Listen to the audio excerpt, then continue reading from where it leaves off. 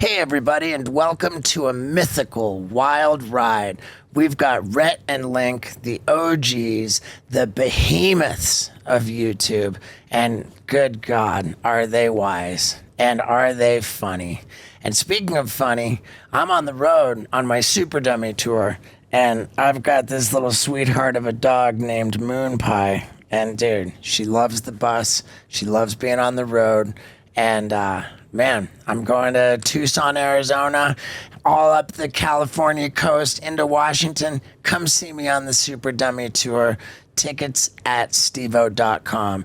And what can I say about Rhett and Link? I think that I gleaned from them wisdom that I desperately needed. And we had a really good time. So strap on your seatbelts and let's get into it. Ladies and gentlemen, people of the universe, I bring to you Rhett and Link. What's up?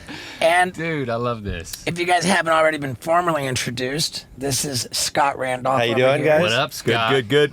And off camera, we have Isaac, who will be bringing up on the screen things as we talk about them. Oh, okay. Yeah, It's kind of magical. I like having a visual aid. That's nice. Yeah, I'm a big fan of Sprinter vans. big time. This is how I camp. I think Exclusively. I think Sprinter vans are exclusively Mercedes. Oh. This is a Dodge ProMaster. Well, listen. Same Ram. thing. I'm just saying, like, Connect. A Splinter Steve-O. van? What is it? What's the difference? This one's 6 inch wider. Oh, hell yeah. It's more podcast ready. You need everything you can get. Yeah. I was using it colloquially. but Right. Apparently, you have a sponsor. We gotta get this straight. I don't have a sponsor, and what a turd I am for trying to correct you like that.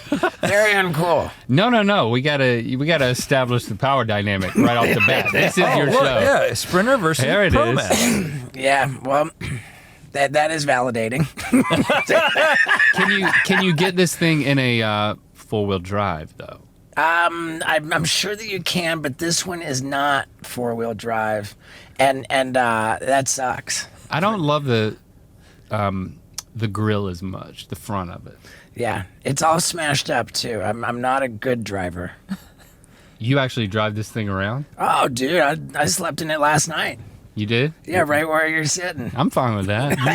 I mean, you got some fans for ventilation. It's done its job. Yeah, oh, dude. This van is, I would say, my favorite purchase that I've ever made. Like maybe my wisest. I really want one. I'm a big camping nut, RVs and just like all such things. And the company which did the conversion on this ProMaster van, it's called Regency RV. Okay. They really did it all. And it's the only Class B RV of its kind that where this lounge area turns into a bed. It makes that, is where I slept last night. But above us is another bed which drops down. Oh, yeah. Oh, I have not seen that. Yeah. Very, very hard to find Class B conversion vans which have sleeping for 2 people. It's like a bunk bed back here. Big time. Now, a guy as tall as you would not problem. fare well up there. I could do diagonal right here, though, because the cushion comes right here, right? Like this all fills in? Right, yeah, that It becomes like a double bed. that sofa becomes flat, and then all the cushions fill in here. What's your policy on, is it a no shit at all under any circumstances? We do not poop in the van. There's a bathroom right there. Yep. Never. There was one time that I had to poop so bad, and I outfitted the bowl with a bag. Yeah. Pooped in the bag and then took the bag out. Okay, so you doggy bagged it. Well, that's like the. Have you done the? So we got colonoscopies together last year because he finally turned old enough to get one. Well, we really did it so we could say the term brolinoscopy. Yeah, well, no, but I mean it. I wanted to do the right thing. You turn 45 and you get the thing, but I had to wait for him to turn 45. So I got the thing where you poop in the bag. You put it on the... For sure. And then you get this... You mail it. You go to like the UPS store with your shit in a box. I did that like 3 weeks ago. They've got they've got commercials for that on TV all the time. Yep. How did that... They never got back to me yet. Oh, But it was like a weird thing where I had to shit. I put down a piece of like paper in the toilet water, and then I had to get like a little plug and like a pick and put it into a vial. I'm like, God. what am I doing at 7 o'clock in the morning? yeah, you have to do it right when you wake up. Yeah. You send them the whole thing, but then you send them a little sample. Here's the thing.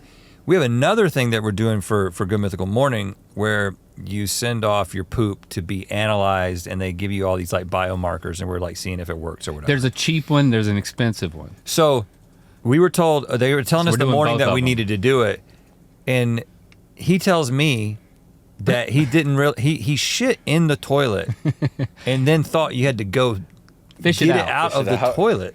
Maybe Then you it's could got- maybe just swab it with the thing and send swab. But then you've got everyone else that Yeah. uses that toilet. It's contaminated. Yeah. Well, the You're gonna get instructors your say wife's not readings. to do that. Yeah. Right. It says you Okay. can't. Yeah. I You mean, can't plop it. there's a lot to explore here, and I want to start by like in very serious tone. Okay. Yep. Like men our age, we're roughly the same age. You guys are 46. Yep. I just turned 50, and men our age are dying completely avoidable deaths Yeah. because they take the position that nothing's going up my butt. Oh yeah. Yeah. And I've had it, I had already had it done once.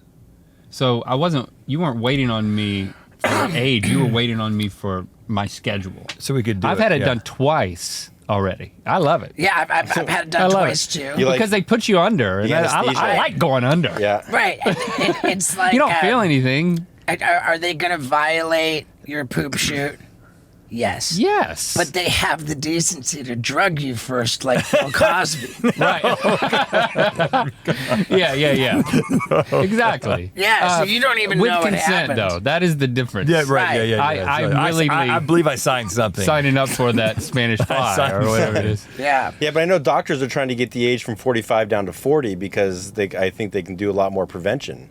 Because more Exactly. men are getting younger and younger, dying from colon it- cancer. Oh, it's like crazy right now. The Yeah. thing that you really have to withstand is just the drinking the stuff and then having like just having the worst That was pretty unpleasant. diarrhea. Yeah. I mean, it has to clean you out, and then the doctor will rate how much you were cleaned out. It was like our doctor was like, "Oh, you had a really good clean out." This is him Yeah. telling me my results. Yeah. Like, well, I don't care about how good I cleaned out. I do. Well, I'm you did a really good clean out. yeah. My I would- Yeah, but last, do I have cancer? my last colonoscopy, I've had two as well. When I showed up in the morning, I did the clean out drink. And they said, okay, so when's the last time you ate? And I was like, oh, like last night Isaac and I went out to get sushi last night. And they were like, wait, what? They're like, you were supposed to not eat after like 6 p.m. yesterday. Like I was like, oh yeah, I ate like 10 p.m. I had sushi. And they're like, all right, screw it, we'll just do it anyway. Okay. So then the first thing you told was you didn't have a good clean out. You had there was some Yeah. raw fish in Well, there. I mean, I was present for his. This is and such a- saw, and so we told him as well. We were like, we're doing this for a video, so we need you to go light on the anesthesia so we can still interact. Oh, wow. So we want to wake up and have like a conversation during it. And he was like, Yeah. and the doctor was like, okay, I haven't gotten this request before, but so he brought. I went first. When he brought me out, I was feeling great. I wasn't thinking. I could tell. There was no pain or anything, and I had like a bit in my mind that I had like taken into. I was like, this is how I'm gonna be funny when I wake up. And I was like, the bit was something about a butthole. I can't remember what it was. What was the bit? The thing I wanted to say is you that kept talking about. I know what it was. I had this idea that like no one cares if you broadcast a video of the inside of their butthole to the Right. internet, but just come right outside of the butthole to see the actual butthole from the outside, and that's porn. Nobody wants anybody to see that. We can't do that on our channel. But I could not put that thought together I with never the heard anesthesia. that. All I heard was you're really into butt. So I just stuff. kept saying I'm really into buttholes. Okay. Yeah, you couldn't get the thoughts. To I the couldn't words. get it. Wait, You wait, get the Get joke. bed together. Now, when you said It was great. they brought me to. So we were on what is the drug? It was actually sadly the drug that Michael Jackson used. Yeah, propofol. Used to sleep every night. Yeah. And so Dr. Fung, I think it was his name, was an anesthesiologist, and he like gave me a little taste, and then he put me under. But then he just basically was like riding the thing, and he just brought me out, and I just kind of woke up, and I remember pieces of it. And of course now I can like see the video. But when they brought you up, you were uncomfortable. And the first thing you said was like, no, more drugs. Like you. No, I think I was really comfortable. I was like, more. You did not want to come out. Yeah, I was in a good place. But he did bring me out. I went to Colombia for stem cell treatment, which is not legal in America. Yep. Okay. I'm interested in this. And it's not that it's not For legal. like a shoulder? It's just not like I've got approved degenerative disc disease in my neck, and a lot of people would think, oh well, it's not legal in America because they're like using like baby fetuses or something, but they're not. Like what they're using is umbilical cord. Umbilical cord. Yeah. Umbilical cord, which would be routinely discarded, and it's umbilical cord of perfectly healthy babies, and so there's nothing controversial about that. Some would argue that it's not legal in America because there's so much money in people being sick and needing surgery that they don't want it to be legal. Whatever, neither here nor there. But as part of the injecting stem cells procedure, they had me lightly anesthetized with propofol, not all the way under. And boy, can you be vulnerable in that state? Speaking of vulnerable, do you have any idea how badly the world, the planet, is being destroyed by plastic? I mean, we're on the verge of plastic outweighing fish in the sea.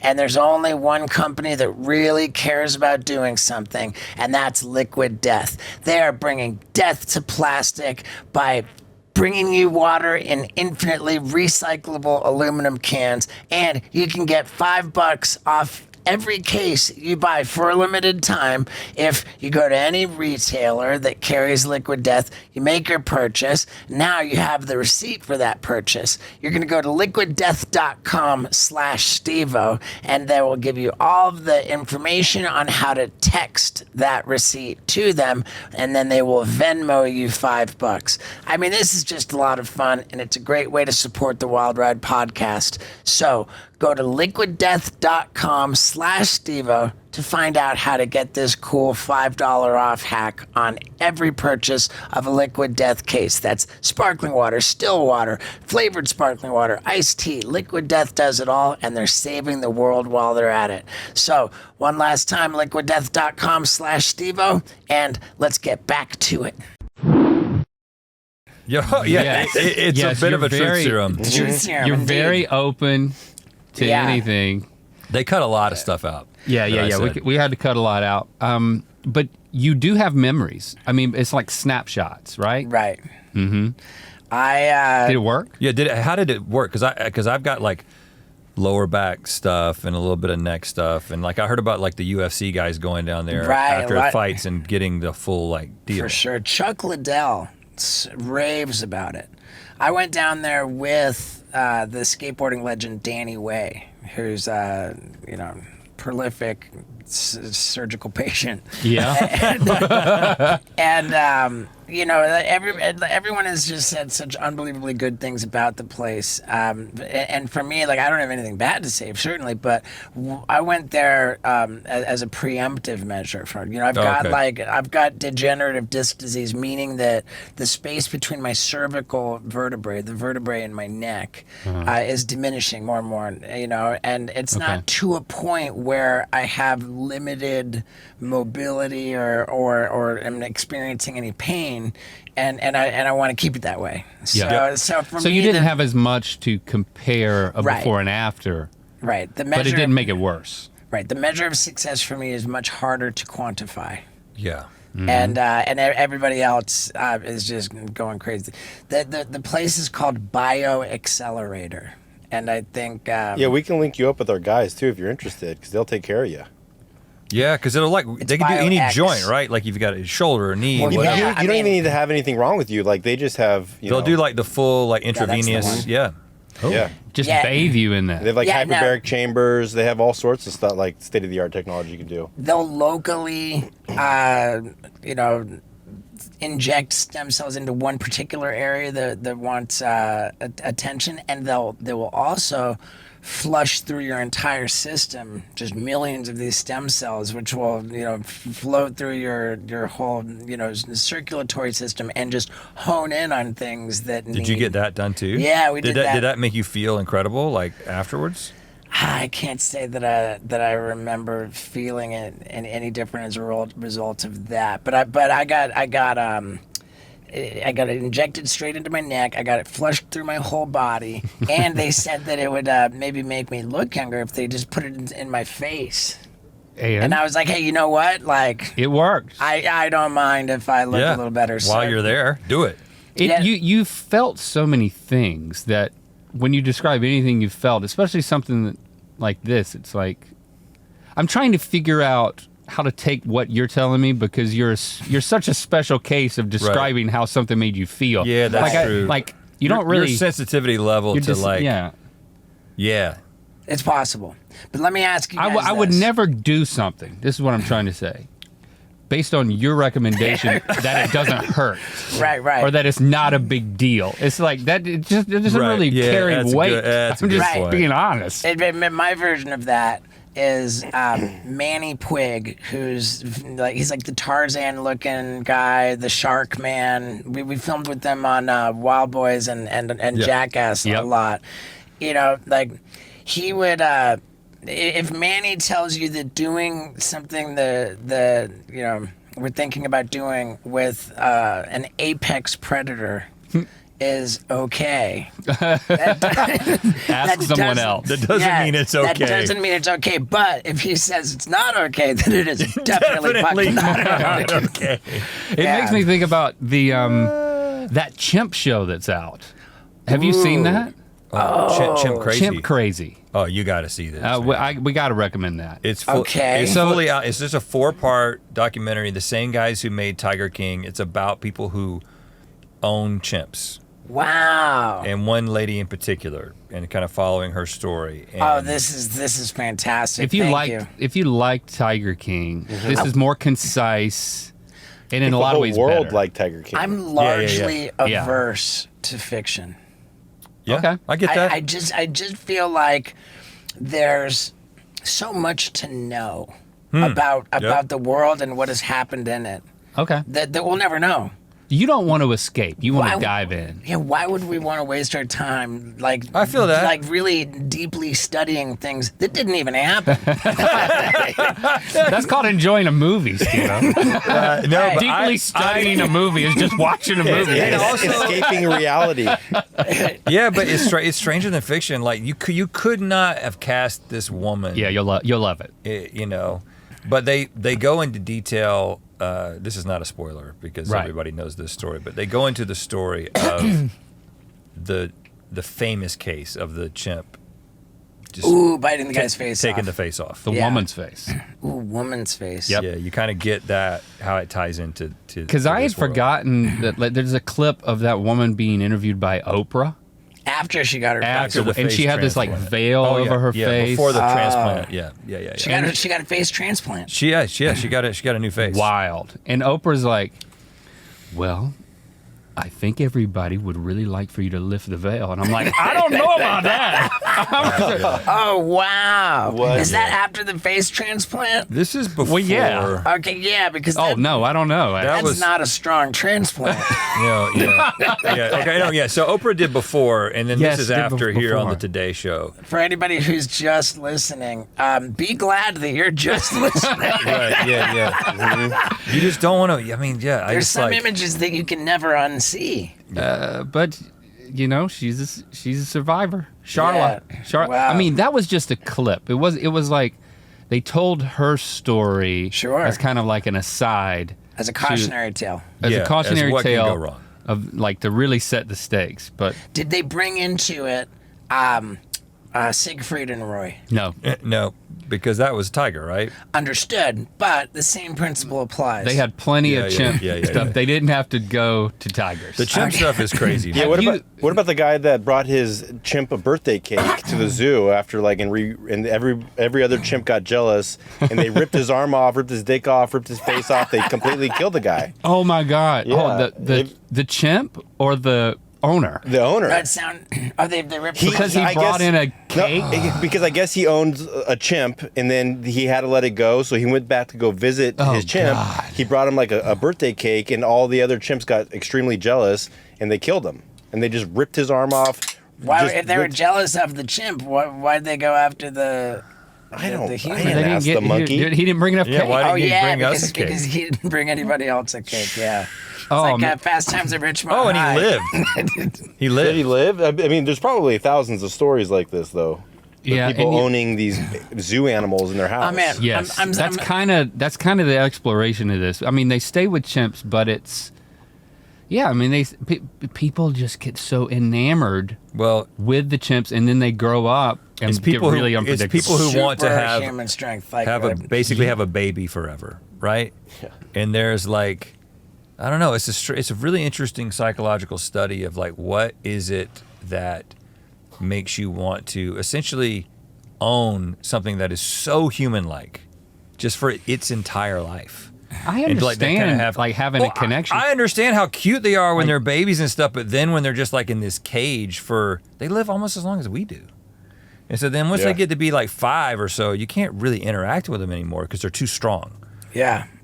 you know? Same with the And face hungry. orangutans, I think. Yeah. I mean, it'd be cool to own like a monkey that was on Hangover too. You know, like the little monkey that's just Spider monkey. yeah, they just kind of chill with you. But yeah, you don't want to That's what own you a think. chimpanzee. Chimpanzee is different. I mean, story, it could take probably nibble on some of your face. Yeah. I don't know. Okay, back to old man stuff. Yeah. Yeah. Back to it. Are you guys into the testosterone yet? And have you had your levels checked? You probably have. I had my levels checked. It's just as part of a general blood Yeah. test, and they were in the normal range. But I was like, they're not. They were on like the lower side of the normal range. Right. I came back at about 300. Yeah. They yeah. said they wanted me to be maybe more like 700 or 800. Really, they wanted you to be that high. Yeah. Why does that sound high? Well, I mean, I just. Is it still in Colombia, Are they or- just trying to sell No, you? You're back in America now. Now I'm back in America. So Okay. did you do it?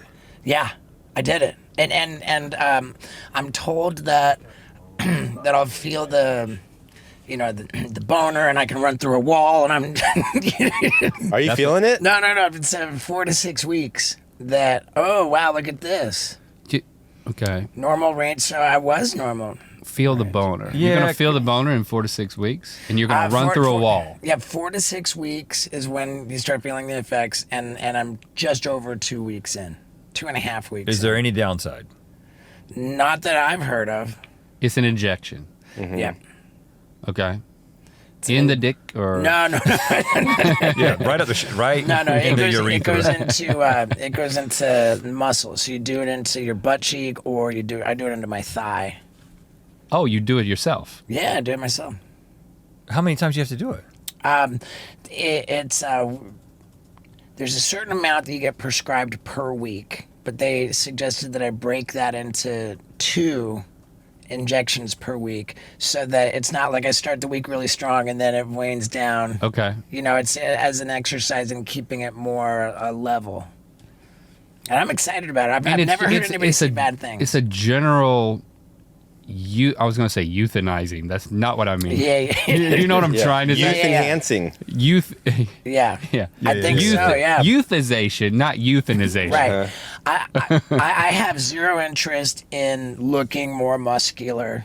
That's not what it is. I don't want to build Right. muscle. I don't want to get jacked. I just want to have more energy and feel younger. Yeah. And did you go to a special doctor who was on board, or if I go to my normal doctor, they're not gonna tell me much about this? You just they don't might. hear. They They'll send you for tests to see what your levels are. Okay. But there's a company that specializes in bio-optimization, like peptides and that kind of... See, my wife will not shut up talking about perimenopause. We're the Okay. same age. And so she's done her version of this. She's the one you should be talking to, because I'm just like, honestly, she talks so much about this at home that like I just have to tune out. Well, you tune Okay. out before she starts talking about it. I mean, My but experience. in fairness, I think she probably tunes me out a lot too. I would. But her doctor, they took her hormone levels and they were like, you need some testosterone. I can't help but wonder, if a woman takes testosterone, could she kick ass in the UFC? And I also can't help but wonder if I could possibly be more excited for UFC 307 this weekend. And you know that this episode's brought to you by DraftKings Sportsbook, which is the place to get the action. And when I say get the action, if you're new to DraftKings Sportsbook, all you have to do is sign up, download the DraftKings Sportsbook app, sign up, and use the promo code STEVO to make a $5 bet automatically give you $200 in bonus bets. I mean, come on. They're just giving away the whole house. You're playing with the house's money. And while you're at it, how are you going to bet? I'll tell you my picks. We got the main card of 307 begins with Kevin Holland versus Roman Dolidze. Kevin Holland's a slight favorite, and he's one of my favorites, period. So we're going with Kevin Holland. Moving on to Kayla Harrison against Ketlin Vieira. I mean, wow. Kayla Harrison is a problem. I mean, nobody is anywhere near her. She's absolutely going to destroy. I'd bet the farm on that. I'd bet the Radical Ranch on that. So we're going Kayla Harrison. Then Jose Aldo is a slight underdog against Mario Batista, but I'm picking Jose Aldo. That's all there is to it. Love Jose Aldo. Now we've got the most baffling thing, the co-main event. Juliana Pena is an underdog against Raquel Pennington. I've never been more confident in picking an underdog in my life. Juliana Pena all the way in the co-main. Then the main event, Alex Pereira against Khalil Roundtree. We're going Alex Pereira, plain and simple. He's my guy. Even though I like Khalil Roundtree, I believe he's going to lose.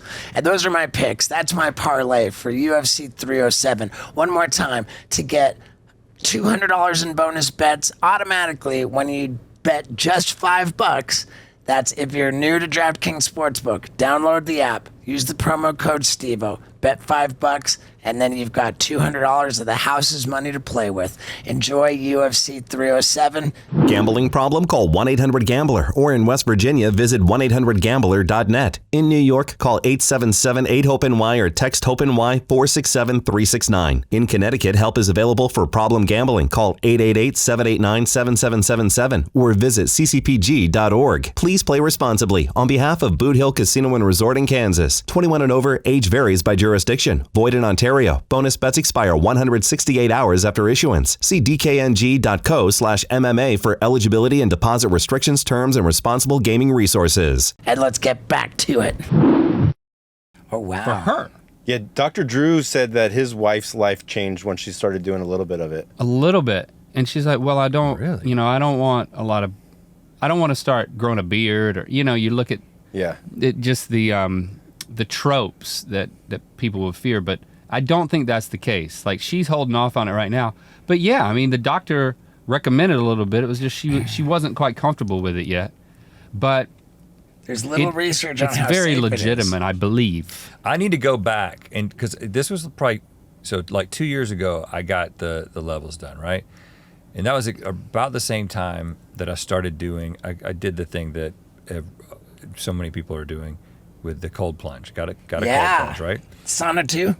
I just got just the plunge. For what is it called? It's just the one that was on Shark Tank. Yeah. I think it's just called, A cold bathtub. I think it's just called plunge, yes, Yeah. just the plunge. I think it gets down to 39, I think. Oh, is wow, that's is pretty Is cold. the lowest one. I've got it on 41 right now. You got it on 41? 41. And you do it every day? Every morning, And for how long? 4 minutes. 4 minutes. Yeah, Oof. 4 minutes at 41. And what I have found, so there was a guy who was talking about if you do that first thing and then you work out after, instead of doing it after you work out, he saw his testosterone go up by hundreds. So I've been doing this for almost 2 years now. I need to go back and see if that had an impact. Wow. It said fasting raises your testosterone levels too. Like intermittent fasting. Yeah. Once you're like 16 hours in, everything boosts. Right. But Yeah. I've tried that. I've tried all this stuff. I tried intermittent fasting, and then I started waking up at 3 a.m. and couldn't go back to sleep. And I could never get through it. My buddy Dana White really loves the intermittent fasting. Yeah. And it's so tough. It's just, it's sort of, he'll only eat between 2 p.m. and 7 p.m. That's it, that 5-hour window, and that's it. And I asked him, how many calories are you seeking to eat in that 5-hour window? He said, doesn't even matter.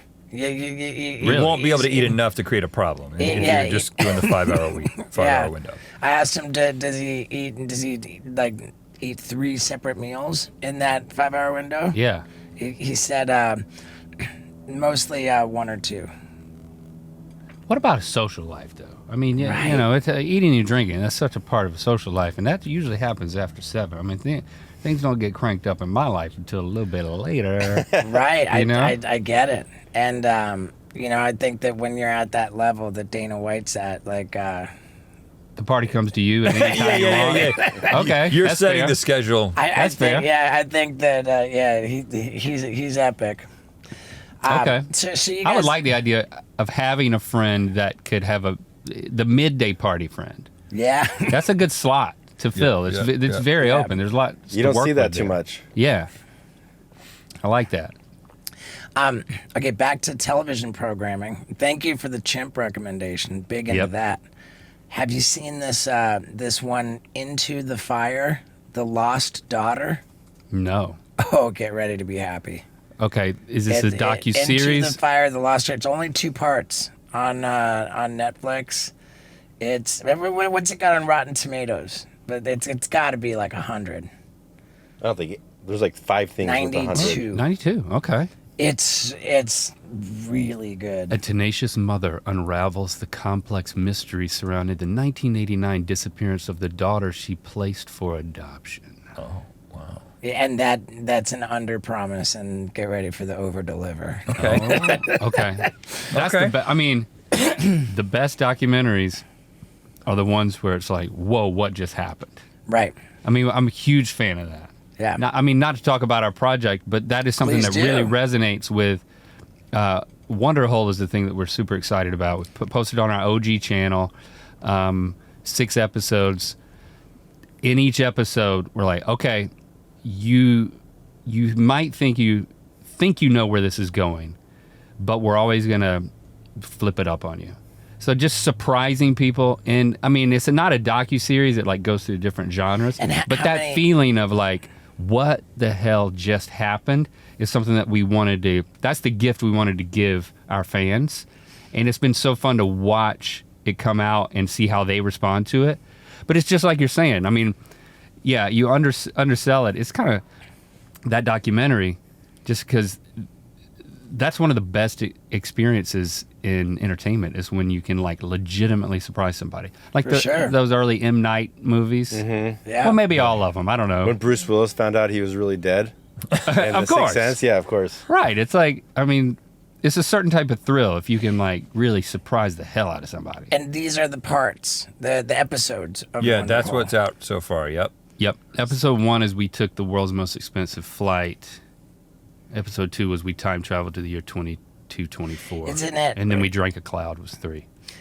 The more accurate description would be you simulated the world's most. Yeah.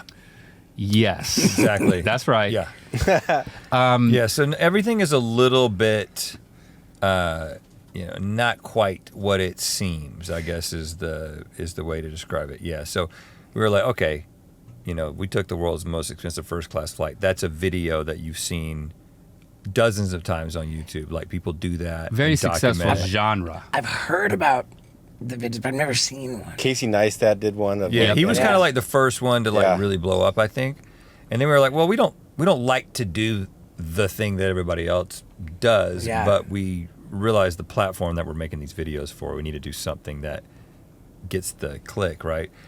So yeah, instead of actually taking the flight, we had our team build a replica of a flight. Fuselage. Basically, it was like they redid like the Singapore Airlines like meal, like the menu Sure. and everything. And did you reveal on a cost basis?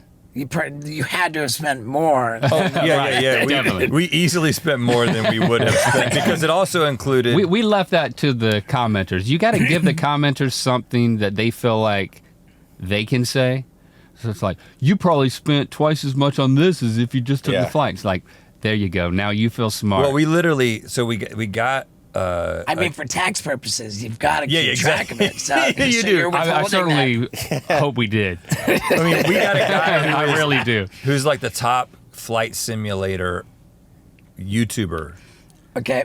That's what his content is. Like pretending to fly. So we like flew playing the him- video game simulators. He's in Florida, so we flew him from Florida out here to fake fly us in Burbank. And what is that? Does that mean that you're on like a platform that needs to be? Well, He's not. what he and we does didn't put him is on he's one. just doing. I think it's like, is it Microsoft, Flight Microsoft Simulator? Flight Sim- is yeah, the that's thing it. that's what they. Yeah, it's like That's like for the best- years Microsoft made, like even in the 90s, like before the internet, there was like my stepdad when I was growing up would do like a flight simulator. He's just an, And he does have but they've like gotten this so kind of setup with the exact now. with the basically flight controls. Right, okay, so what I'm trying to understand is it like you, so that you feel the sensation, or is No, it so no. that you're looking at the window? You're and, just at your desk. You don't feel anything. Yeah. You're Right, just okay. I don't know. You could probably get a rumble seat if you wanted one. I mean, if you were in a plane and this guy was flying and the two pilots jumped out of the window, would this guy be able to land an actual 747? Yes. So he can fly an actual plane and did for a while. Okay. So, Which is why I think he's the most popular flight simulator pilot. because he's like a legit pilot. Okay, so when you guys like hired the stewardess, do you guys like sit in a room and you go on like IMDb and find out like type in stewardess? No, Like what's that process so like? So we knew we wanted somebody to be the flight attendant, and then this woman Annie was like was a friend of my wife's, and was like, she also does like voice lessons. She was like doing voice lessons with my wife, and then somehow we were like, oh, I think she played a flight attendant in Mad Men at some point. And then it was, oh, she'd be perfect. And we didn't know that she'd also played a flight attendant in Argo and Dexter. Like it's like this Like is the thing that she typecasted. gets cast as. Old school flight attendants. Yeah. Right. So Is it okay to say that like back in the day, they really made a big deal out of flight attendants being super hot more than they do now? well, it depends on what you're into, I think. I mean, it seems like a much more It was part of the job description. back then. objectively objectifying Yeah. situation. Yeah. Yeah, That's true. That seems more fair and politically correct way to. Right. And how was the meal on Singapore Airlines? Because have you guys ever heard of the place in South Korea? It's a restaurant that only serves airline food. So they have airline food from all over every airline, and you can go in and because I personally love airline food. I don't know why, but Well, I think it tastes different on the ground, though. It has to. yeah, I for mean, sure. everything's. Yeah, like, I mean, they rolled out the bed, and it was like, well, if, this would be. There's more room in here. Yeah. Well, it's about the same amount of room. It's great for a plane, but that food. I would when do you're that doing once. that first class, that $30,000 first, that food is incredible. You know what else is absolutely incredible? Outer Known. It's the clothing company that was started by the GOAT of surfing, Kelly Slater. These clothes are not only as stylish as you can possibly get, as quality as you can get, but they're made in fair trade factories around the world, meaning that people are never exploited, they're treated fairly, and they're made from organic and recycled materials. High quality, not crappy, and when you wear it, when you buy it, you are doing the right thing. And you're supporting the Wild Ride podcast. If you go to outerknown.com/Stevo and use the promo code Stevo at checkout. And what does that get you? A full 25% off your order. Not just your first order. That's every order, every time, for every listener of the Wild Ride podcast. 25% off your entire order for everything you get at outerknown.com/Stevo if you use /Stevo and the promo code Stevo at checkout. I love my threads from Outer Known. I always feel like I'm doing the right thing and I look my best. So one more time, go to outerknown.com/Stevo and use the promo code Stevo at checkout for 25% off every order. Now let's ride this baby home. Oh yeah, lobster thermidor and it's not like what you're getting in like Delta beef cheek is what I first got. class, you know. Do you guys have an airline that you favor? Delta. Delta. I favor Delta as well. What about the you? point thing really, they know how to work it. Yeah, I mean, They know how to work you. Get you in there. historically, we've been American Airlines, and American Airlines has this upper echelon, which used to be very secretive. You know, called concierge key. Oh, If you're boarding an American Airlines flight before they start Group 1, before it's like pre-boarding. mm-hmm. They say we'd like to welcome all of our concierge key. I've not even heard it. I don't even Yeah. think you can hear it unless you have it. Right. Right, Exactly. It's like and subsonic. it's invite only. There's only like a certain. And what do you way- get? It, like, for example, if they'll call you and say, "Oh, I see that you have a flight booked." They'll meet you curbside. They'll walk you through the TSA. They'll take you in and just walk you right to your gate. They always text you to make sure that you're doing okay. Like, is there anything we can do to help you before? Do they boarding? pick you up from a car? No. They'll just meet you curbside, and then they'll just kind of Okay. help you along. Also, if you're flying from here to Florida, you got to make a stop in like Dallas or something like that, and you're going to be late for your flight. There's been instances where they'll pick you up on the tarmac in an SUV, drive you to the next flight so you get there on time. That's what I'm And they do talking this about. at every airport? I don't know that you can count on that always happening, but Is it like Gmail when it first started? You can send us an invitation because you have it. Yeah.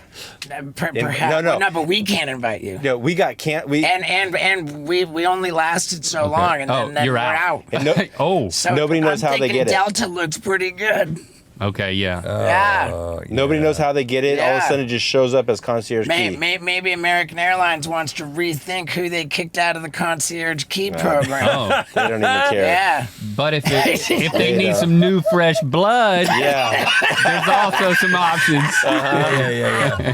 Yeah, like Bert Kreischer was talking about it on a podcast like 3 or 4 years ago, and they called him and said, like, I think they were going to cancel his membership because he talked about it at an open level.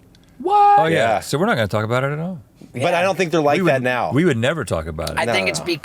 it's been let out of the bag, and it's a thing, but it doesn't. It's like change the Raya of flights. Like, I mean, you know, I've been married 25 years in May. So I've never done I've never been interested or needed a Raya, but you know what?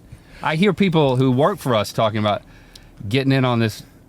It's like dating stars, right? Yeah, I mean, I wouldn't know either, but Yeah, were you It's ever like in that. Raya? It's No, like it's very secretive, and they build it up. Yeah, somebody sent me an invite to do it, and I was like, okay, and I logged on. And they're like, here's a list of your contacts of people who you know, and so they're like, who do you know here? Because like the more people you know, like the better your chances are of getting it. So I clicked it. There's a couple girls on there, and then all of a sudden, A couple like, girls who you knew. yeah, in my contact list, Nice, and dude. some guys, and I said I knew them. All of a sudden, I get a text message from them saying, "Are you trying to get on Raya?" LOL. And, like, it sent them all notifications that I was trying to get on Raya, and I'm like, "This is done. I'm done." I just was They embarrassed. outed you. I was embarrassed. They Yeah. outed you. Well, I mean, I haven't heard good things for people who got in on it either. Okay, well, It's got to be better than just the regular thing, though, right? No, it's like there's that famous video where this girl was like going on the dating app and she missed the swipe at Ben Affleck because she thought it was fake. So it's like people like that on there. Yes. Okay, going back to you being embarrassed, like they're texting you, "Are you trying to get on Raya?" When, by definition, they were trying to get on Raya. Yeah, but So how are you were any they? different from Yeah, them? like, why- Because they're already in. That's why they were on the no, but list. like these are Yeah. girls that I dated previously that I haven't just talked to in 20 years, and then no. but All they're right, just well then, what are they doing on Riot? trying to hook up with dudes. All right, well then, yeah. then Famous why, dudes. Then why are you? You shouldn't have been embarrassed, man. No, no. You should do it again. But yeah, You should do it again. I know they only take people with like a certain amount of followers on their Instagram. Right, so I yeah, deleted they- all my socials, so I couldn't even do it if I Oh, tried. there's a threshold Oh. now. Yeah. Wow, it's and you've never heard anything good about. No. No, I haven't heard Anybody anything who's good like- about any dating app. And are you telling me that Ben Affleck? That's a confirmed thing. She missed a swipe on Ben Affleck. Yeah, because I heard it too. It was everywhere. She posted a video of him saying, "Hey, it was really me. Like I was trying to get a hold of you. Like hit me up." And this was before he got married. But like, wait, what? Yes. yeah, you know what I'm talking remember about. that. Where did he post this video? Hey, it was really me. Now he's the one who should be embarrassed here, not you. Did you see the look of this chick? She was smoking hot. Okay. It's just, I find it so interesting that somebody like him would be on that. I don't know. It's just I think, Right. but it's like dudes like that. But this was probably before when it was more exclusive and it just started. You know, I mean, where does Brad Pitt meet girls? I mean, who knows? But like, is there a more? Where does Brad Pitt meet girls? Yeah, he's dating some really good-looking girl right now. But like, yeah, he's not at the grocery market like picking vegetables, going, "Hey." I mean, how about Yeah. Leonardo DiCaprio? Right. I mean, that like. He likes the younger women. Right. Is what I mean, they say. when you're known to have crushed that much beef, Yeah. is it not like? I mean, especially when you factor in like 6 degrees of separation. Like, I mean, like, it just can't be safe to have sex with that guy. oh, that's good. That's a claim. Oh. I mean, It seems like a reasonable assumption that when. I mean, I don't know. I'm sure there's plenty of girls that are going to be interested in still sleeping with him. But I mean, at that I level, think they'll take their chances. Yeah, they're going to be just fine. Yeah. I mean, it's a dangerous world out there. I think. But see, but we're excluded from it, and I'm okay with that. Yeah. You know, I'm perfectly Oh, happy yeah. in my monogamous I'm long-term not- relationship. I'm not envious. But that's all the more reason why I need the concierge key. I got to have something in my life Yeah, of that's course. like secretive and echelon, Yeah, but upper echelon. But the thing about American. the American Yeah. Airlines is they do the thing where even if you're in first class, a lot of the time they don't. There's no screen. They expect you to put your phone up there and have the app to watch to. Right? Yeah, we're not- Well, they don't have that in Delta.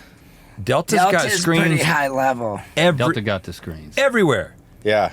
Yeah. They got the screens everywhere. I don't watch it. I never watch the screen. I don't know why. You I just raw dog the flight the whole time. Oh yeah, that's the thing. Hold on, I you- listen to music. You don't I'm not watch raw movies? I rarely watch a movie. well, you sleep. I don't know That's what. what you do. You I sleep sleep. and listen to You music. just stare out the window like a serial killer the whole flight. I stare at the person who's staring out the window, wishing I was at the window seat. Let me heap some praise on you guys because in this world with the media so fragmented, you know, the internet with everything, like there are very few things that I can show up on where I'm gonna actually hear about it from real people who I encounter. Oh, yeah? Yeah. And Tell me about it. Good Mythical Morning. Like I just saw it and I'm like, people were freaking out that I was on Good Mythical Morning. It was a good episode. Oh, well, thank The you. energy man. was so good. I mean, it's nice. We don't have a lot of people in, you know, to do it 5 days a week for, I don't know, 11 years. But when we have people in, it's always a question. You know, are they going to have enough context? Are they Right. going to want to play along? Are we going to hit it off? And Yeah. I mean, it is definitely a top episode. Oh, well, we had thank it, you, man. We had so much fun. And yeah, when the crew afterward is like, you know, they can tell too. Everybody's got like their list of their favorites. Yeah. So you're definitely up there. And I'm really glad to hear that you heard about it. I heard about it. Like I mean, I just saw it made ripples, and I just thought, wow, these guys are massive, and for God's sakes, you should be massive because were you like, heaven forbid, if you weren't massive, like the overhead, Right. right? Yeah, I mean, It wasn't always this big. It's a pretty big operation. the overhead is terrifying. I mean, what happens if viewership wanes on any level? Like, is that like a source of stress? Like, oh my God, we've got to keep crushing. It's funny because when you walk in at this point and you see like how big the operation is, it does feel like, oh wow, this is and the overhead is it's high, outrageous. but every single Yeah. piece So we have has 100 been people added by working here. Every Yeah. single piece has been added very deliberately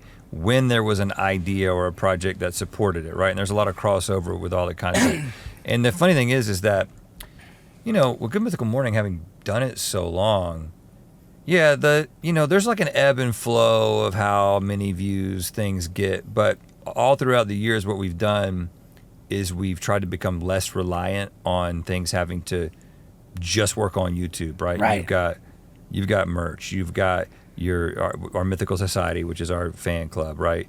You've got all these other things. You got live events, like we do a thing called Good Mythical Evening, which is like an R-rated live stream of the show, right?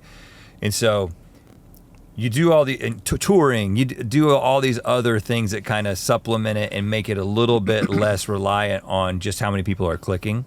Yeah. Because you've got people who are committed to the brand in a way, like, okay, I want to partake in the stuff that you guys are making. Yeah, and it's nice to have a long-running property like Good Mythical Morning when you have, I don't know, pushing 3,000 episodes. That's our next milestone. Yeah. We celebrated 2,500, and so it's okay. We developed this direct relationship with our fans, and there's a security there. It's by no means complete security. But with the ebbs and flows, and even if the show kind of, if it plateaus or levels off, like we've seen big spikes in the past, but that was years ago, honestly. Now it's more of like, okay, we like seeing this as an institution, and knowing that it could go on indefinitely, go on forever.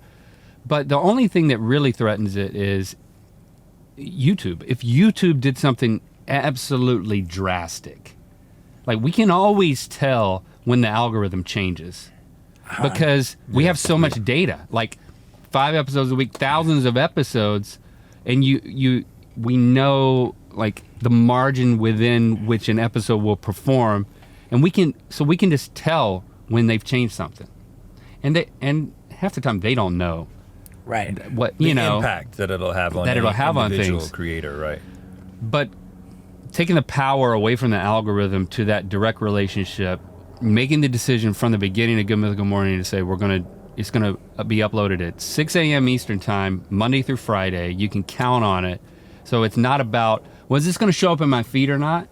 Yeah. Really helped us out in the long run. Yeah. But YouTube, Consistency. YouTube's not going anywhere. It's like the most popular. I'm glad we put so many of our eggs in that basket. Right. It's not going away. It somehow ended up becoming the number conceivably, one they could streaming platform screw after us. all this time, which is crazy. Not only the number one, but on television sets. Yeah. In living rooms. Oh yeah. YouTube is far and away bigger than any other streamer. Yeah, so it's just like for the longest time, we thought that the game we were playing was use YouTube, a platform that we had complete control over the distribution. We are our own gatekeepers. We're like, oh, we're going to use that as a stepping stone into getting to make real content, right? Yeah. Where you can like make real content for real networks and real streamers or whatever.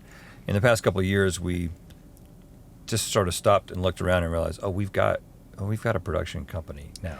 Right. We've got the capabilities of making the things that we want to make without having to go through the hoops of asking permission.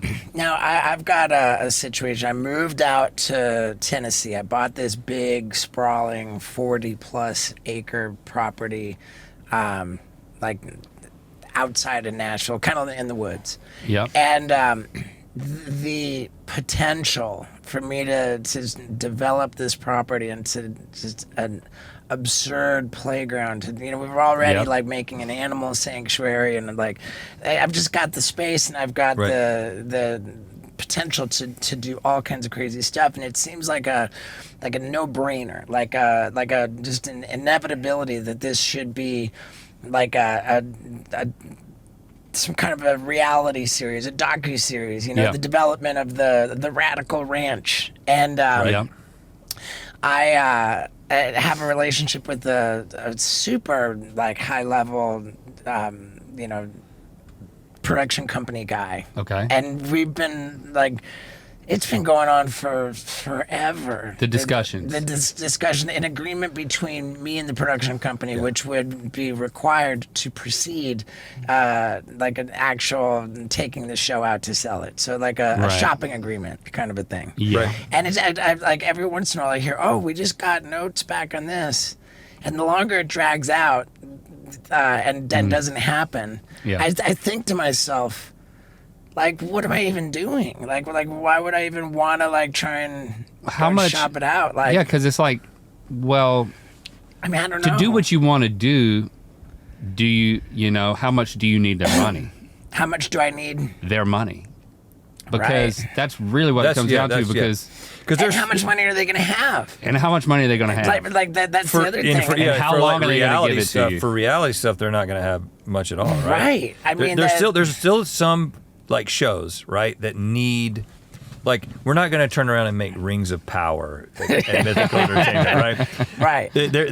There are a set number of shows that need that Amazon, Apple Sure. level money, right? But even they're spending money that they've made off of offering iPhones. Prime shipping and iPhones Right. in order to make that stuff. It's that sure. Totally. it doesn't even make sense as an man. isolated program. You know, I wish I could think of the name of this creator. He's a comedian. What is it? Adam Cornell or something like that. I'm definitely got that wrong, but definitely not that guy. But oh yeah, he's the Boys and Girls Club of yeah, Washington. I think that is the guy. Yeah. Adam ruins everything. Adam ruins Yeah, everything. yeah. Okay, he made this unbelievable YouTube video about what's wrong with streaming and how Oh, like I watched it. did you, oh dude Yeah. was that fascinating or what? Yeah, it was. Yeah, the whole idea of how all the incentives are in the wrong place, and it's resulted Right. in where we're at right now. If I were to try to summarize it, like really distill it down, it was the concept that Netflix came into the picture as a disruptor. They said we're gonna disrupt how streaming destroyed TV. We're gonna disrupt Conover, the yeah. television, and all of a sudden, all of the networks, like they're like, oh, we're gonna do this too, and so it turned into this big competition where like his example about Comedy Central, it's like Comedy Central Yeah. was the thing, And now it means nothing. and now it means nothing. Like Yeah. God, that Adam Conover, what I say, Adam Cornell, You were Yeah. close. Adam Conover, Well, dude. see, See, that- so now you gotta. I'm just so interested in, like, how much are you already prepared to invest or already investing? Like, I mean, I'm not asking for dollar amounts, Right. but like, are you doing this for yourself and then find yourself having the opportunity to like say, hey, I could make this in entertainment, or did you do it to make a show? Like, what was the didn't- order? Right, I didn't do it to make a show. I did it because I got this property because my lady and I wanted to, you know, we don't want to have kids. Like, I got a vasectomy. Like, we're positive we don't want to have kids. What we want to have is just lots of animals, you know, like having Okay. an animal sanctuary. And thinking into the future, like everything's, you know, got to come to an end at some point when it all like kind of dies down, and I look at what my life is like at that point, like to have a property and you know, like this place to be. It's where I want to live out my years. Well, first of all, you really need to watch Chimp Crazy because I want you to take some lessons away from that. If this is what you're doing. Yeah, don't. Second, We're gonna have only farm animals, which are ideal for interactions with humans. that's what you say now. Right, Till okay. you meet that chimp that you form a special bond with. Then I mean, perhaps, and let it be. But I'm a creative guy. Like it's in my DNA to want to like do. So your mind starts just going off on all the things like, you can. I mean, yeah, because once you, we talk about this all the time. You bought like a plot of land in North Carolina. It's not that much, and you're not. But the idea of getting a big plot of land as just a playground to do what you want to do with it is something that completely resonates. It like taps totally into that childhood desire of like building hideouts, and I love it. I mean, and the thing is that, you know, there are people doing versions of this. Like, there's a guy, I haven't watched it recently, but north of here that bought a ghost town that was just an old mining town. Mm-hmm. And he's just doing this like ghost town living or something like that. And he's just, for the past few years, he's been documenting his revitalization of this, of like building his home, and they built a hotel, and there's an old mine, and he goes down into the mine, and he just did this initial investment, as far as I can tell, and now he's just doing all this content that's probably paying for the project at this point. Got 500,000 views on 4+ years living in an abandoned ghost town. As long as you've got enough people and with enough I hiked cameras 4 to days film it into and California's somebody to most edit it together. ghost towns. You don't need 1.4 million you don't views. need anybody else involved. And you can pivot. You can be in total control. I think this is just a good case study. It's a good case study. Well, and there's also 'cause you somebody have to doing like an animal sanctuary. Who was that we were talking to? It was a girl that we were.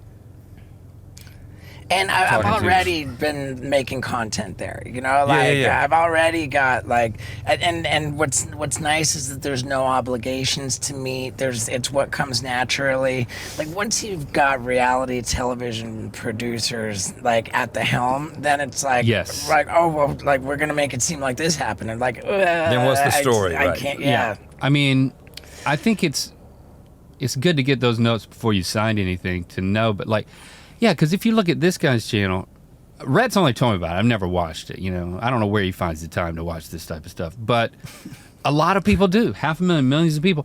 And I can guarantee you that this would never be anywhere else. It would not be on another network. It's just because it's too risky. And it's too... But that's why these networks are dying out. Yeah. It's just like, it doesn't play by the rules of pacing or stakes or anything that we think is what it takes to make something viable in the entertainment landscape. Right. But there's so much more freedom to do exactly what you want to do and to pivot constantly. I mean, that's what we've benefited from. Is that like we would never be where we were if we didn't continue to pivot when something didn't work as well as we believed it should. Right. You know? Is there any kind of a precedent or a case study for longevity on YouTube other than you guys? Like, there's people who've been doing it for as long as us, but we're all kind of in the same boat in that there's a few people who started back, you know, 06, 07, right when it all started, who are still making content. Right. But you could probably count them on one hand. In terms of like people are still watching. Yeah. And so we're all kind of just.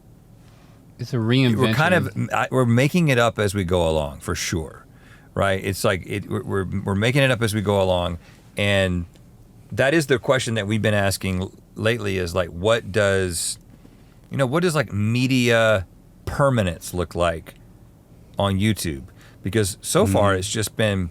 Okay, you've got individual creators who make content and they kind of go through their own sort of life cycle of content, and then their fans go through the same life cycle, and then they retire and ride off into the sunset, right? In the best case scenario.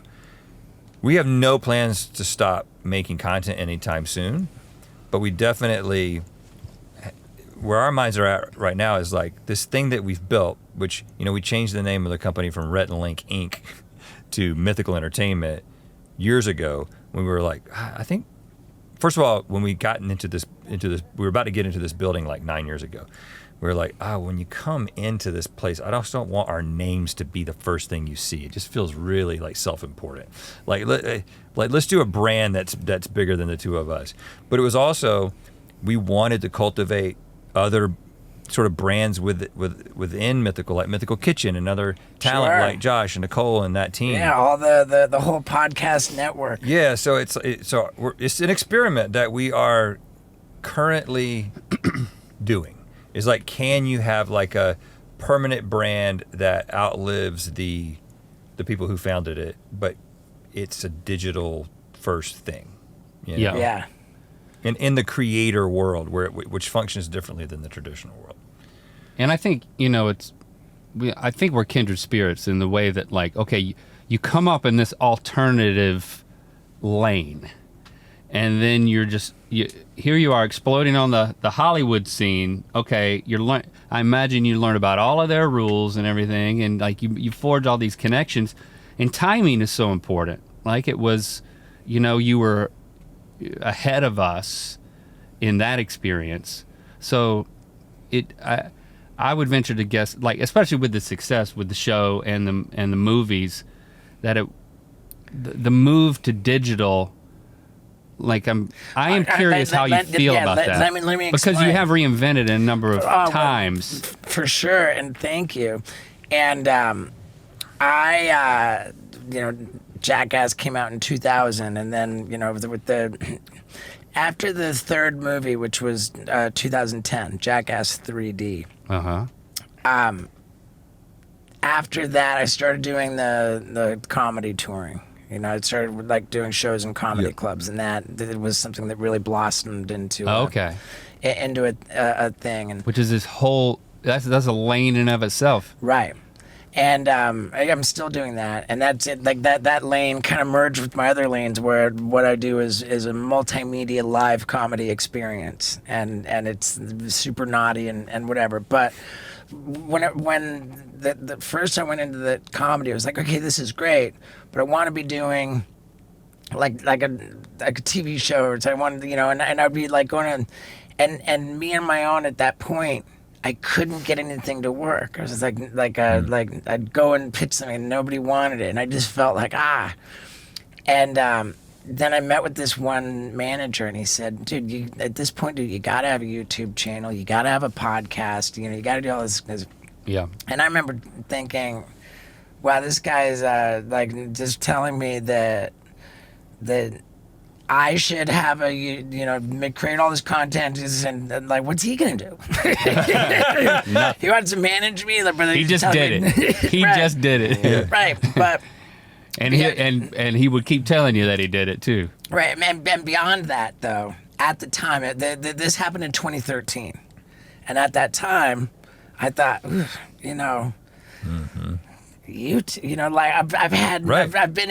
been a principal cast member in like multiple #1 movies at the box office. I've had TV shows with my own name in the title.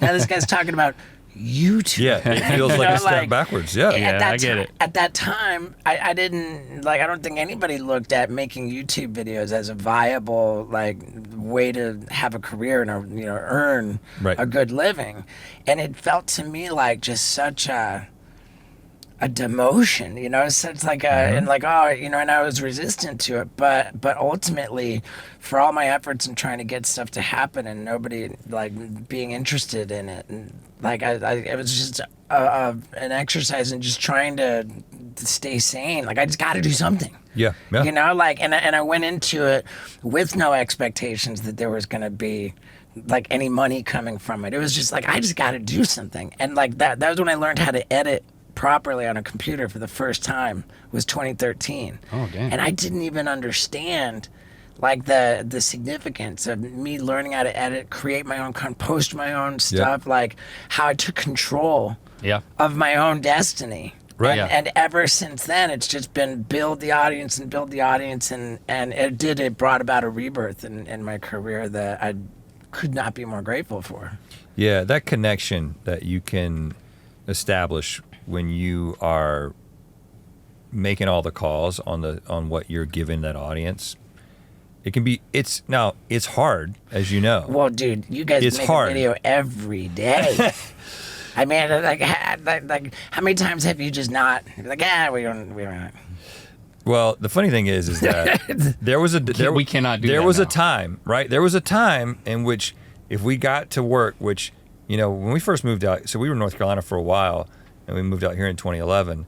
Our studio was in my garage, and it was just two of us, and we had one employee who would show up to edit and shoot Wait, didn't you guys came out here for a show on for the IFC? the Commercial Kings. Yep. Yeah, the commercial kings. Yep. Local commercials. So that was the impetus for That you was guys coming out here. Right. Yep. And that's when we thought, oh, we've done it. We finally did it, right? Crossed over. We've Yeah. got a TV show. But then I bet you we'll be friends with Steve-O now. in the back of our minds, there was this like, okay, well, we're gonna, my mortgage. So I was paying my mortgage in North Carolina was $600 a month, and then my rent when we moved out here was $4,000 a month to live in that furnished Sherman apartment Oaks. Wow. Oh, no, yeah, in the it- furnished in Los apartment. Feliz. Yeah. Yep. And I was like, 4,000, and what year was that? 2011.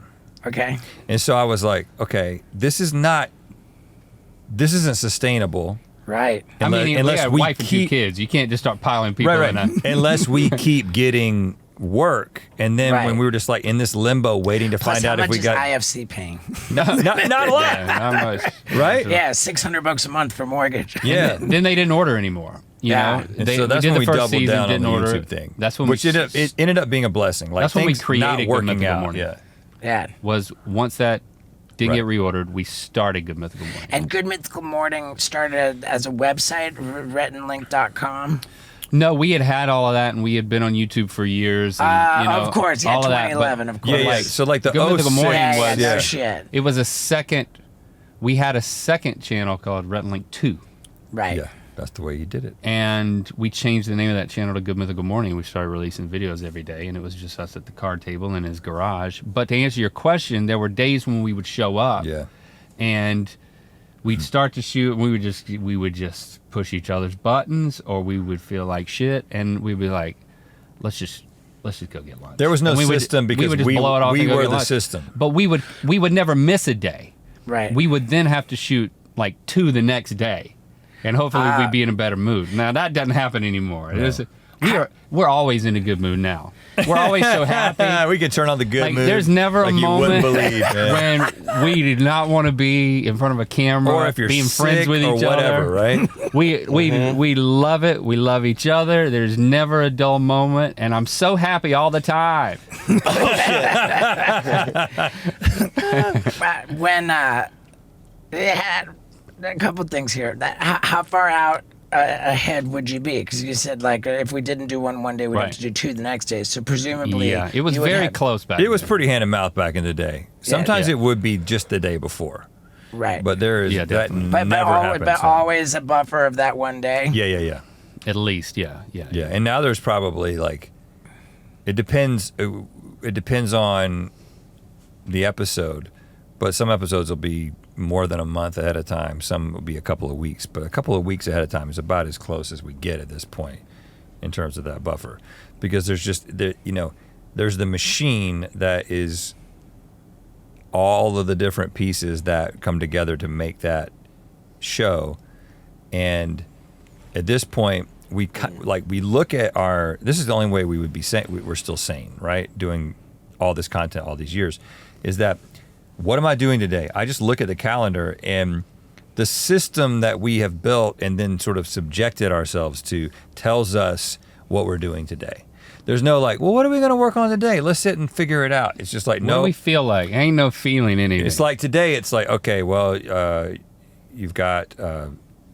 we're making our podcast in the morning, and then we've got a meeting with the Wonderhole team, and then Steve-O's coming to do the podcast. Like, and it's just like I just look at my day and I'm like, okay, that's what I got going on today because we've sort of committed to it. Right. Which makes like you don't have to keep that. There's some part of your brain, that decision-making part of your brain, that is very, very limited, that we don't have to keep accessing Yeah, it's over nice. and over Actually. again. It's really nice. Yeah, I've got a very Do you have similar. this? You got that. Yep. There's your look But you at your ha- calendar. It's full, Yeah. and somebody else is deciding for you. I mean, You're not putting that in there. No, I put it all in there. Oh, But that's more for like your personal stuff. I mean, like I've your got press. all these different colors. I've got Yeah. self-care yellow. Yeah, you gotta have it. I've got Got to schedule you it. know, I like that. production stuff is red. Like actually shooting is white. You know, it's kind of a pain in the ass. I got to do it like a phone call. Something Yep. like that is blue. I don't know why you're putting this in there yourself, though. Oh, well, who's gonna put it in? Jenna does it for us. Wow, that's it's an interesting question. Okay, what's the emphasis on for so much emphasis on food? Is it? It simply was something that resonated with the audience early on, right? We probably did the show for 2 years before we did anything that was food based. And I don't remember what the first thing was. We probably ranked like candy bars or something like that. Yeah. And we're like, oh shit, people are really engaged in this. And then what we slowly realized is that at the end of the day, regardless of what people think about us personally, how funny they think we are, everybody eats, everybody has opinions about foods.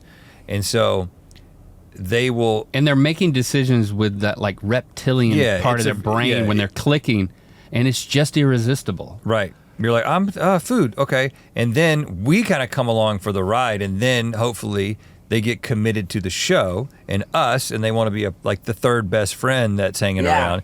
And they'll watch every episode, but every single day, there's enough people out there making a decision based on what the title and thumbnail is, that if we suddenly said, let's only do food once a week, our views would go down by such a significant percentage.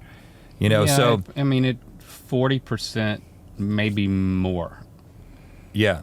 And so I think this is the biggest creative challenge that we face with Good Mythical Morning is, you know, how does the show continue to evolve?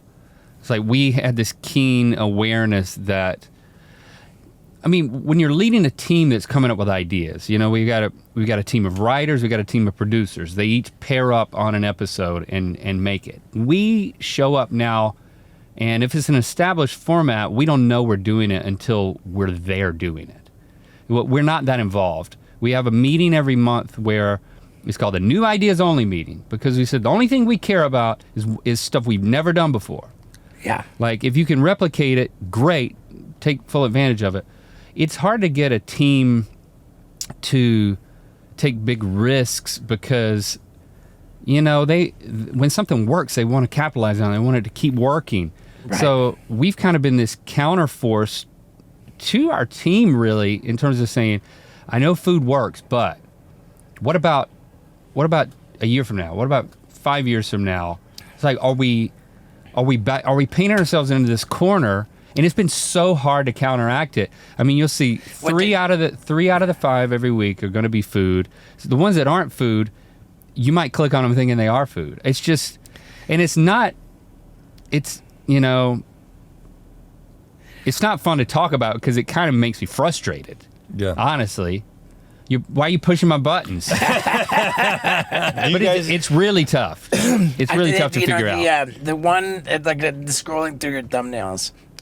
Putting random food into a hot glue gun. Like that right there, gummy bears in a hot glue gun. Like, I want to know why that's not the most crushing video on the page. Right. So 497,000 views. So we've been experimenting with this 2 months so ago. It's so you got throwback, and then the next one, blind taste test marathon. So this is something we've been doing lately, where that was a really popular episode that's so far back in this catalog of 2,500 plus videos that no one sees it anymore. And so people It's a are like, rerun. why are you doing a rerun? And we're like, Right. you know what? Because we can. And because we want to try something, because we see ourselves as a media distributor, and we're Right. using this platform of YouTube that we have control of what goes up. So we're going to do things like reruns. We're going to do things like marathons, where we just show an hour and 20 minutes worth of episodes that you've already seen based on the same theme. And the thing is that people are watching us do these things. Now, people will complain, I can go back and watch this. Yeah, but you wouldn't. Now Right. you're watching this because it's back Okay. in the stream. I didn't even notice the word throwback right there. So throwback, that means you had done the hot glue gun, but that you were refilming a new version of it. No, it's literally the same thing with just a wraparound from us, a new wraparound. Wow. And we tell them we're going to do it. Hey, next week we're taking a break. But instead of not having any videos all week, we're going to give you a video Monday, Wednesday, Friday. And then Wednesday will be my favorite episode, and then we'll put a wraparound around it. So it's either that or we nothing. do communicate it, Right, And then we'll okay. do a marathon on Friday, and then we'll be back to regularly Man, scheduled stuff on there's Monday. so much I want. I should just be picking your brains and figuring out. Like, I feel like I could do so much better if I took advice from you guys. And the merch. Are you still like creating and putting out like 5 different T-shirts on a weekly basis? I don't know what the SKU number is right now on average, but I will say when we first started doing T-shirts, I remember it was just the 2 of us, and a lot of the designs we were just making ourselves, and we would be like, okay, how many T-shirts can our fans buy? Like, I kind of feel like maybe we do like 1 new design a quarter or something. We thought at this point, it's a function of, first of all, it's not just all shirts, right? It's every product that we can affordably make that we think that the fans would be into. But every year we push it a little bit we're further. selling an ice cube tray just of our to see, bodies, right? now. It's just like it's $15. It's part Not of this too bad. experiment. Like, how many things will people want to kind of express their affinity for this brand? You know, Right. and so we don't want to overload people, and it seems like that might be what we're doing when you look at all the it's a very democratic process. So Right, Yeah, yeah. you don't have to buy it. yeah. Listen, if they start buying less, we'll start making less. But it hasn't happened yet. Wow. You know, I mean, when you hire an executive who's in charge of it, and then they hire a team, it kind of just develops a life of its own. You know, okay, you 'cause enjoy we used working here. You got to we make used this to work. oversee every single design, right? And now we have. What we slowly realized over the years of doing this is that, we can probably hire somebody who, first of all, we've set a really clear brand identity. It's like you kind of know where the lanes are.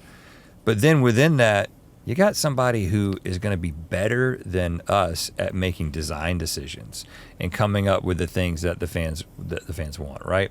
And so I think that the fatal flaw of a lot of creators is just assuming that they're the ones who are the best at making every decision all the way from the top Right. to the bottom. And that's just a way to drive yourself crazy and burn out. The only reason that, when we get through with this and one more meeting after it, we're going home. My wife's coming back in town. I'll have dinner with her and my son tonight. Like, and we don't need to know anymore. and then whatever happens.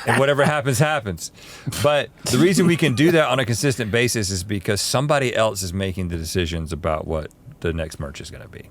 It's like if we were still involved in that, Oh, yeah. we wouldn't be here right now. There's a lot for me to take from this. Isaac and I keep looking into it. Thank you for saying this because, like, we have 6 different businesses. Yeah. Every little decision Steve has his hands on making each decision and tweak and has to sign off on all that shit. His life would be so much easier if you just, like... Or you could be doing even more. He's editing his own videos. Here's the thing. You're an ideas guy. Yeah, like you got things you want to go after. The thing that really started to move us to hire and to really get out of the weeds in things is focusing even more on the stuff we've yet to do. Yeah. It's... We talk about looking down or looking up, right? Looking down or looking forward. And it's just like when you've got your eyes down on all the different things that are happening in the company, things can get stagnant, and you now first of all. You're the kind of guy who can probably look down and look up at the same time, and you've got a capacity. But I see these guys. But everybody has a limitation, right? Right. Like we've got a lot of drive as well. But when we stopped looking down and started looking up, then it's like, oh, now this is the next frontier. This is the next thing Right. to try. Okay. You got to be. I mean, it was tough. Like you take the merch thing as an example. It was tough for me to be handed a shirt that I didn't know existed until I was, wear this because we're selling it today. It's like, I didn't help design it. I don't have the connection to it. It's like, but you do that a couple of times, you get okay with it. Especially when you're doing something else. When you start getting surprised, you're not sitting on your though. hands. When you start getting surprised, and you're like, I love that. This isn't something that I would make, but I love it, and I love it. The fans love it. You know. Well, there it is, man. Darren, I'm inspired. You're giving me hope, and I appreciate you guys, man. You're gonna be chasing chimps around in Tennessee, man. I know, dude. You've got a. I don't have time for that. Yeah. Okay, so That face will be ripped off before you know it. yeah, Wonder Hole. We are how many parts in? So it's 6 total. So by the time this comes out, I assume we'll probably, because we're about to release the 5th as we record this. I assume that we'll probably have this season, which was six episodes. Right. Will be out. So, yeah, each episode stands alone, but if you want the full experience, starting from the beginning and going all the way through is the best way to do it. Starting with the world's most expensive first-class flight. Yep. Yep. Which is a misleading title. Yes, it is. All right. We'll take it. So Rhett and Link's Wonder Hole. The merch lives at Rhett and Link, well, I said Mythical.com. redlink.com, but it's mythical.com. Mythical.com, yeah. It redirects. You'll get there. Mythical.com.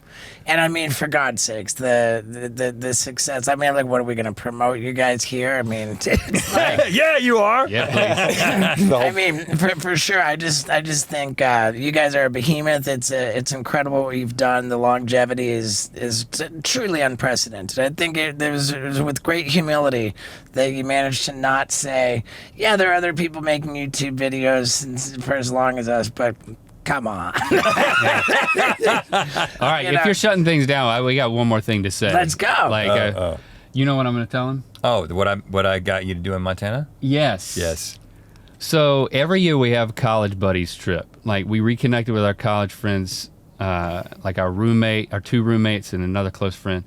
And so since the pandemic, we've done a trip to Colorado. This year we went to 3 years. We went to Montana this year. And, at night we're back at the cabin. What time of year? This was a couple weeks ago. This is over Okay. like Labor Day. Okay, good. A few weeks back. So it was 'Cause nice weather. Montana's pretty unpleasant in January. It was, yeah.